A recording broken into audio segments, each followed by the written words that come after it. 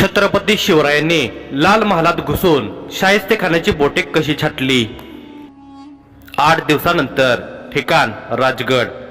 आज राजगडावर उत्साहाचे वातावरण होते। सनई चौघडे वाजत होते। तुतार्यांनी एकच लय धरली होती। मुलखात वाऱ्यासारखी बातमी पसरली होती की छत्रपती शिवाजी महाराजांनी शाहिस्तेखानाचा लाल महालात घुसून खात्मा केला। गावकरी आज संक्रांत साजरी करत होते। गावागावात गुळ खोबरे वाटले जात होते। मावळेही अत्यंत उत्साही होते। शाहिस्तेखानाला मारून रात्रीच राजे कात्रचा घाट ओलांडून जसवंत सिंहाला चकमा देत कोंढाण्यावर पोहोचले होते। मग पहाटे दिवस उजळल्यावर ते राजगडावर आले होते। स्नान आणि ईश्वराची साधना आटपून राजे विश्रांती न घेता सदरेवर आले होते। जिजाऊ साहेबही सदरेवर उपस्थित होत्या।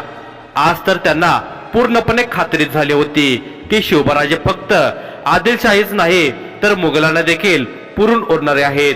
त्या तशा व्यक्तही झाल्या होत्या। शिवबाराजे, आज आम्हाला सार्थ अभिमान वाटत आहे आपला आणि आपल्या मावळ्यांचा।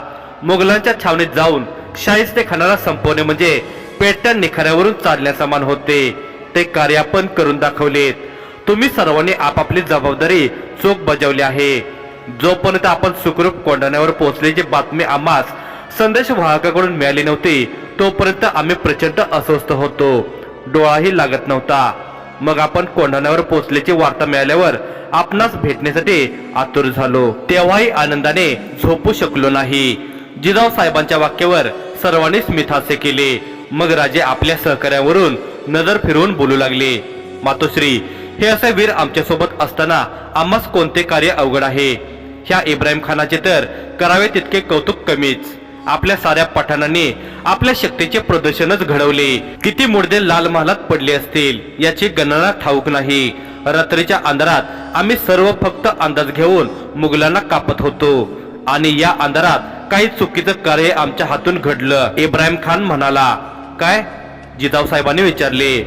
बहुतेक शाहिस्तेखानाच्या काही स्त्रियांचीही कत्तल झाली। हे असे नको होते घडायला। जिजाऊ साहेब हळहळल्या। स्त्रियांचा यात बळी जायला नकोच होता, पण खानापर्यंत पोहोचण्याचा एकमेव मार्ग होता तो जनानखान्यातूनच जात होता। पण तुम्ही जनानखान्यापर्यंत कसे गेलात? जिजाऊ साहेबांनी विचारले। आम्ही सुरुवातीला भटारखान्यात घुसलो। सकाळी महालातील लोकांचा रोजा असल्याने पहाटे लवकर जेवणाची व्यवस्था व्हावी म्हणून तिथले आचार्य जेवणाची तयारी करत होते। आम्हाला भटारखान्यात पाहून तिथल्या आचार्याने आमच्यावर हल्ला केला। कोण हो तुम? एक आचार्य मोठ्याने ओरडला आणि मुसळ घेऊनच पुढे आला। एका पठाणाने पटकन त्याची गर्दन उडवली। पठाणासोबत राजेही होते, पण त्यांनी आज डोक्यावर जिरोटोप घातला नव्हता। त्यांचे केस मोकळे होते। छत्रपती शिवाजीराजे म्हणून ते पुण्यात प्रवेश करूच शकले नसते। हा छुपा हल्ला होता। राजांना सावधगिरीसोबत आक्रमकताही दाखवायची होती। वेळ प्रसंगी काही न विचार करता कुणालाही ठार करण्याची अनुमती राजांनी पठाणांना दिली होती। सुरुवातीला 50 पठाणांनाच घेऊन राजे आज जाणार असे ठरले होते, पण ऐनवेळी राजांनी कोयाजी बांदल यांच्यासह 10 मावळेही सोबत घेतले होते। त्या आचार्याला ठार केल्यावर पठाणांनी सगळ्या आचार्यांना मारले होते। काहींच्या पोटात तलवारी घुसवल्या होत्या तर काहींच्या गर्दना फिरवून मोडल्या होत्या। झोपलेल्या आचार्यांनाही झोपेतच मारण्यात आले होते। मग भटारखान्यात बहिर्जी पथकाच्या हेराने आधीच ठेवलेल्या कुदळीने भटारखान्यातून आत जाण्याचा जो मार्ग विटाने बंद करण्यात आला होता तो हळूहळू मोकळा करण्यात आला होता। अलगत विटा काढून घेतल्या होत्या। एका वेळी एक माणूस जाईल असे भगदाड पाडल्यावर एक एक जण त्यातून आत गेला होता। त्या भगदाडातून आत आल्यावर राजे मावळे आणि पठाण खानाच्या जनानखान्यात पोहोचले। तिथे खानाच्या 25 स्त्रिया झोपल्या होत्या। बाकी काही स्त्रिया वरच्या मजल्यावर खानाच्या कक्षात झोपल्या होत्या। त्या तिथून चोर पावलाने दरवाजाकडे जाऊ लागले। कुणालाही जाग येणार नाही याची ते दक्षता घेत होते। परंतु एका स्त्रीची झोपमोड झाली आणि तिने कक्षात इतक्या पुरुषांना घुसल्याचे बघून आरडाओरडा करण्यास सुरुवात केली। तसे कोयाजीने पटकन एक खंजीर तिच्या दिशेने भिरकावला। तेल देव्याच्या प्रकाशातही तो खंजीर बरोबर तिच्या हृदयात घुसला। ती रक्ताच्या थारोळ्यात जमिनीवर पडली।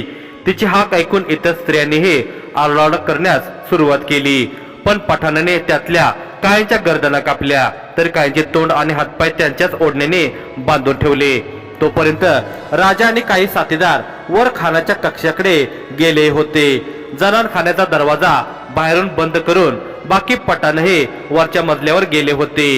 राजाने त्यांच्या साथीदाराने वरच्या मजल्यावर शाहिस्तेखानाच्या कक्षात पोहोचण्याआधी जिन्यात असलेल्या पहारेकऱ्यांना झोपेतच मारले होते. एक पहारेकरी शाहिस्तेखानाला सूचना द्यायला त्याच्या कक्षाकडे धावला. शाहिस्तेखानाच्या कक्षाबाहेर येऊन तो दारावर थाप मारू लागला. हुजूर हुजूर. पुढे मात्र तो बोलू शकला नाही. राजाने त्याच्या तोंडावर हाताने दाबले, पाठीत तलवार घुसवली आणि त्याला तसेच बाजूला ढकलले. तसा राजांना कक्षातून आवाज आला. क्या है? हा शाहिस्तेखानाचा आवाज होता. राजाने एका पठाण सैनिकाकडे पाहिले. राजाला काय म्हणायचे आहे ते त्याने नजरेतच ओळखले होते.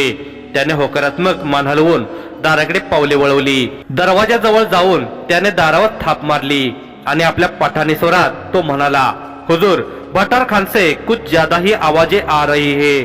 सुबह के खाने की तैयारी शुरू होगी. जाओ खुद देकर आओ. हमारे नींद हराम मत करो. देखकर आया हूँ हुजूर. इंसानों के चिल्लाने की आवाज थी. कोई लाल महल में घुसा है. शायद कोई मराठा. उन पिल्लों में इतनी हिम्मत नहीं कि मुघल छावणी में ऐसे घुस पाए. असे म्हणत शाहिस्तेखानाने दार उघडले. समोर तो पठाण सैनिक होता. दरवाजाच्या बाहेर बाजूला राजे आणि सर्व साथीदार लपले होते. इतक्यात अचानक नौबती वाजू लागल्या. बहुतेक खालच्या मजल्यावर काही मुघल सैनिक आणि राजांचे साथीदार भिडले असावेत. त्याचा आवाज सर्वदूर घुमू नये म्हणून राजांच्या साथीदारांनीच नौबतीवर ताबा घेऊन त्या वाजवण्यास सुरुवात केली असावी.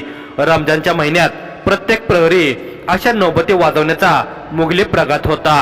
सकाळी 6 वाजता, 9 वाजता, दुपारी 12 वाजता, 3 वाजता, सायंकाळी 6 वाजता, रात्री 9 वाजता, मध्यरात्री 12 वाजता, पहाटे 3 वाजता अशा वेळेवर ह्या नौबती वाजवल्या जात असत. कोयाजी बांदल खालच्या मजल्यावरच होता. तो हे जाणून होता. म्हणजे ही युक्ती त्याचीच असावी. इकडे शाहिस्तेखान गोंधळून म्हणाला, पहिले जाकर नौबत बंद करो. काही क्षणात नौबत अचानक बंद झाली. मग शाहिस्तेखान रागातच म्हणाला, जा खात्री करून ये, भटारखान्यात नेमकं काय सुरू आहे. इतक्यात खानाचा मुलगा अबुल फता खान धावत वरच्या मजल्यावर आला.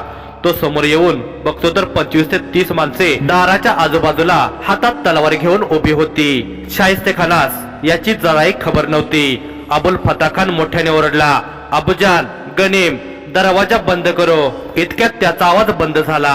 मागून कोयजीने लंगडत येऊन त्याच्या पाठीत तलवार घुसवून पोटातून बाहेर काढली होती. तलवारीच्या मुठीवर दोन्ही हाताने पकडत कोयजीने त्याला बाजूला फेकले. शाहिस्तेखान आता पूर्णतः गडबडला होता. त्याने पटकन दार लावून घेतले. पठाण दारावर लाथा मारू लागले. दाराचा आडना तुटून पडला होता. तसा दरवाजा उघडला. आत पूर्ण काळोख होता. कक्षातील सर्व समया आणि देवे विझवण्यात आले होते. बायकांच्या बांगड्याचा अधूनमधून आवाज येत होता. त्या आवाजाचा अंदाज घेत राजा आणि पठाण सरसावले. तेव्हा एक स्त्री पुढे आली. काळोखात फक्त एक सावली दिसत होती. पठाणाने तिचे तुकडे तुकडे केले. मग आणखी एका स्त्रीला मारल्यावर त्यांना खिडकीतून कोणीतरी आत येताना दिसले. पठाण त्याच्यावर तुटून पडले. मग राजाने पाहिले की आणखी एक आकृती खिडकीतून बाहेर जाण्याचा प्रयत्न करत होती. राजे खिडकीकडे झेपावले आणि त्या बाहेर पडणाऱ्या आकृतीच्या हातावर राजाने तलवारीने वार केला. तशी ती आकृती आर्त ओरडत बाहेरच्या दिशेने दोरीच्या शिडीवरून खाली उतरली.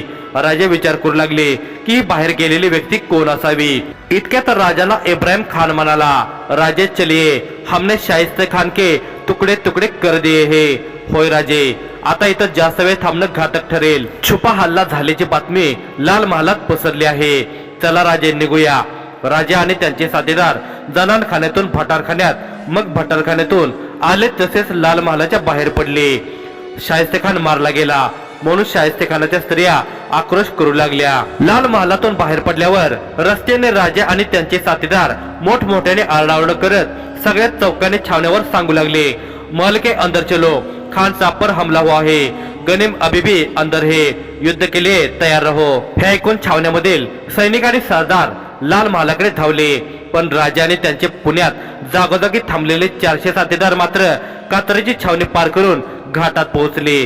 घाटात पोहोचल्यावर राजांच्या मावळ्याने तीच युक्ती लढवली जी बहिर्जी पथकाने पन्हाळगडाच्या वेड्यातून राजांच्या सुटकेच्या वेळी लढवली होती. कात्रज घाटात एका तुकडीसोबत मोरपंत होते. त्यांनी 50 बैलांच्या शिंगांना पल्ली ते लावले होते. राजे घाटात पोहोचताच त्या बैलांच्या शिंगावर अग्नी पेटवण्यात आला आणि राजे जात होते त्याच्या विरुद्ध दिशेने त्या बैलांना जंगलात पळवण्यात आले. तोपर्यंत कासाराच्या चौकीतल्या मुघली सैनिकांना मराठे बाहेर पडल्याची खबर लागली होती. ते मागोमाग घेत धावत आले. राजे मात्र घोड्यावरून कोंढाण्याच्या दिशेने निघाले होते. मुघल सैनिक अंधारात बैलांचा पाठलाग करत जंगलात धावत होते. मासाहेब आपले 4 मावळे आणि 5 पठाण धारातीर्थी पडले आणि काही जखमी झाले. कोयजीच्या पायाला मोठी जखम झाली आहे. राजाने जिजाऊ साहेबांना सांगितले, आम्ही जातीने त्यांची भेट घेऊ. जिजाऊ साहेब म्हणाल्या, राजे तुमची रणनीती अतिशय सटीक होती. आपल्याला फारसं मोठं युद्ध करावं लागलं नाही. नेताजी पालकर म्हणाले, पण कदाचित आता करावे लागू शकते. खान मारला गेला म्हटल्यावर औरंगजेब काहीतरी पाऊल नक्की उचलेल. त्याचा मामा होता तो. पण औरंगजेब आता या घडीला काश्मीर मध्ये आहे. ही बातमी त्याच्या कानावर पोहोचेपर्यंत आपल्याला मुघल छावण्यावर नियमितपणे छुपे हल्ले करायचे आहेत. त्यांचे जगणे मुश्किल करायचे आहे. त्यांनी आपल्या रयतेचे जे हाल केले होते तसेच त्याचेही करायचे आहेत. मुलूक आपला आहे. छुप्या वाटा आपल्या ओळखीच्या आहेत.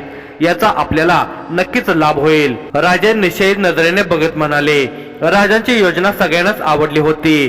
जिजाऊ साहेबासमवेत सगळ्यांनी सहमती दर्शवली. इतक्यात एक सेवक सदरेवर आला.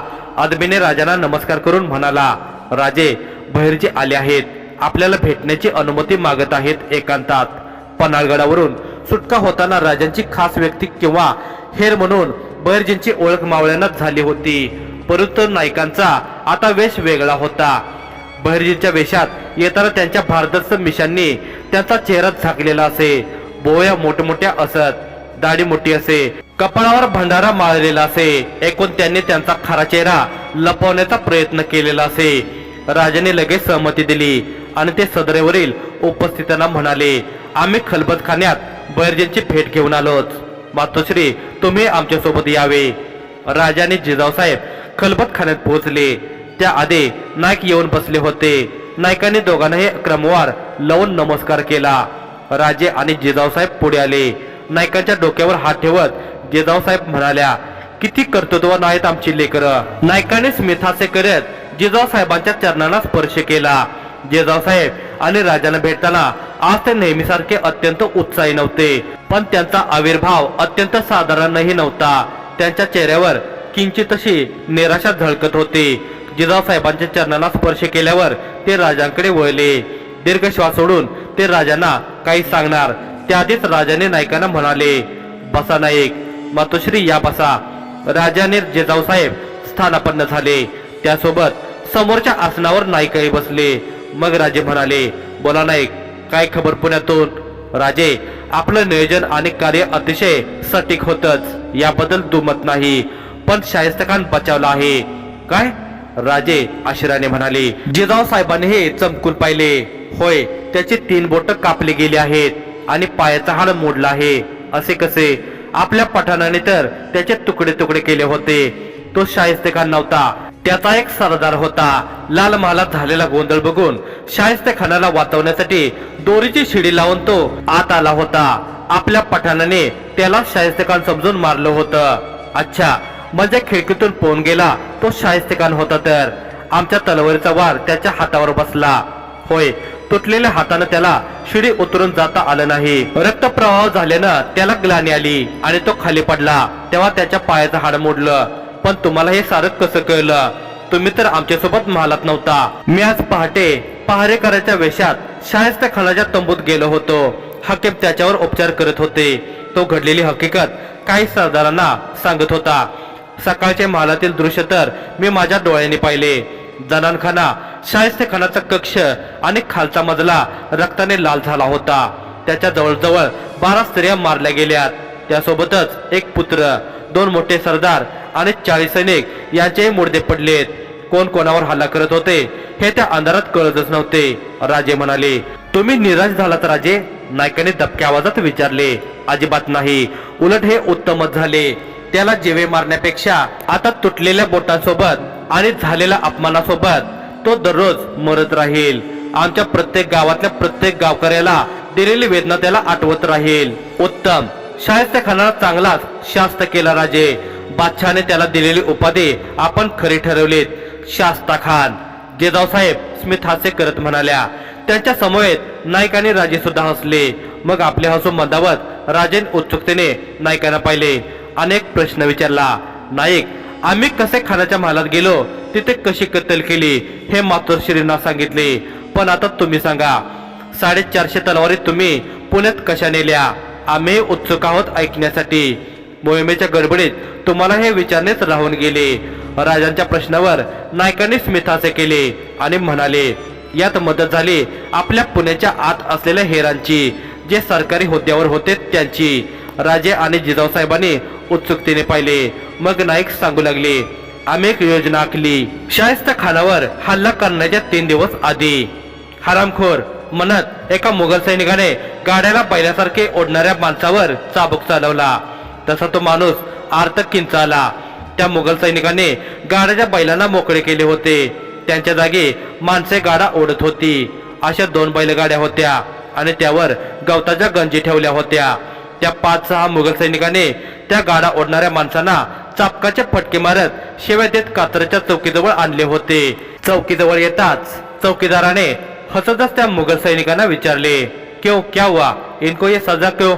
चौकीदारासाठी हे असे अमानुष दृश्य नवीन नव्हते, पण कारण जाणून घेण्याची त्याची उत्सुकता होती. हरामखोर किसान है ये, खान साहब के हाथियों के लिए चारा देने से इनकार कर रहे थे, इसलिए हस्तबल तक बैलों की जगह इनको गाड़ा पहुंचाने की सजा दी है. बहुत बढ़िया. चौकीदार खुश होत म्हणाला, चलो रुकना नहीं. असे म्हणत त्या मुघल सैनिकाने चापकाचा आणखी एक फटका मारला. ते दोन्ही गाडे हस्तबलाच्या दिशेने निघाले. हस्तबलाकडे जाणाऱ्या मार्गात एका ठिकाणी गाडी थांबले. त्या गाडा ओढणाऱ्या शेतकऱ्यांनी आता जोंपणे खाली ठेवली आणि पाठ चोळतच बाजूला झाले. त्या मुघल सैनिकातील एक पुढे आला आणि म्हणाला, माफ करा, याशिवाय दुसरा पर्याय नव्हता. मुघलांना अशा कृत्यामुळे शंका येऊच शकत नाही, म्हणून हे करावं लागलं. अहो, यात कशाला माफी मागता नाही? हे आपल्या भूमातेबद्दल कर्तव्य आहे. ह्या धरणीसाठी आपले मावळे आपल्या प्राणांची आहुती देतात, तर आम्ही 4 फटके नाही खाऊ शकत का? नायकांनी सगळ्यांकडे कौतुकाने पाहिले आणि मग म्हणाले, चला या बाजूला, कोणी फिरकणार नाही, खात्रीशीर जागा आहे. पण वेळ काही सांगून येत नाही. लवकरात लवकर त्या खणून ठेवलेल्या खड्ड्यावरून ती झाडाची फांदी काढून त्यात गवतातल्या सर्व तलवारी टाका आणि मग तो खड्डा बुजवून टाका. येथून जवळच महादेव अण्णाचं घर आहे. मावळ्यांना ही जागा सोयीस्कर आहे शस्त्र घेण्यासाठी. बाकी काही तलवारी आपण रात्री राजाने सांगितलेल्या झोडपाजवळ घेऊन जाऊ. नायकांची आज्ञा होताच त्या भैरजी पथकाच्या सर्व बाजांनी गवतांच्या गंजीमधून तलवारी काढल्या आणि तिथल्या खड्ड्यात पुरल्या.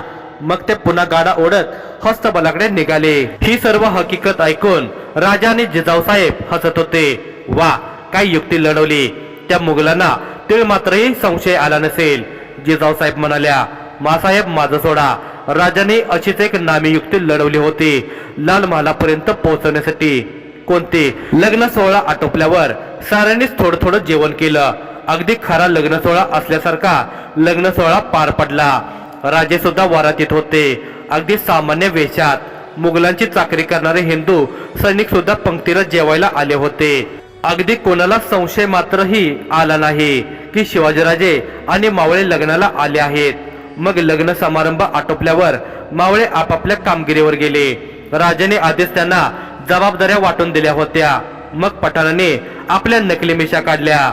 सगळ्यांनी मुघली वेश धारण केले, राजांनी सुद्धा. इब्राहिम खानाने मुघली अंगरखा चढवला होता.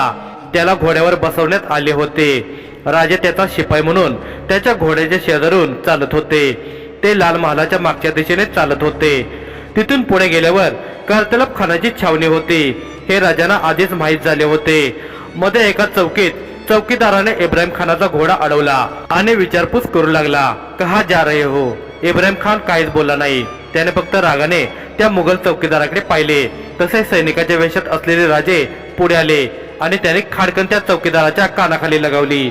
आपने चिलिम पी रखी है और ऊपर से खान साहब को पूछ रहे हो, कहा जा रहे हो? आपकी शिकायत शाहिस्ते खान साहब के पास करनी पड़ेगी. तसा तो चौकीदार डोळे मिचकावत पुढे आला. माफी हुजूर, इसके बाद चिलिम को हाथ नहीं लगाएंगे, आखिरी बार बख्श दो. ठीक आहे ठीक आहे असे म्हणत राजे इब्राहिम खान आणि काही मावळे आणि पठाण त्या टेकडीकडे निघाले. अविश्वसनीय, आम्ही तर कधी विचारही केला नव्हता की शिवबाराजे असे बहुरूपी कार्य करतील. जिजाऊसाहेब हसून म्हणाल्या, हे सारे आमच्या बहिर्जी नायकांच्या संगतीचे परिणाम आहेत. राजांच्या ह्या खोडकर वाक्यावर नाईक आणि जिजाऊसाहेब काही क्षण हसतच राहिले.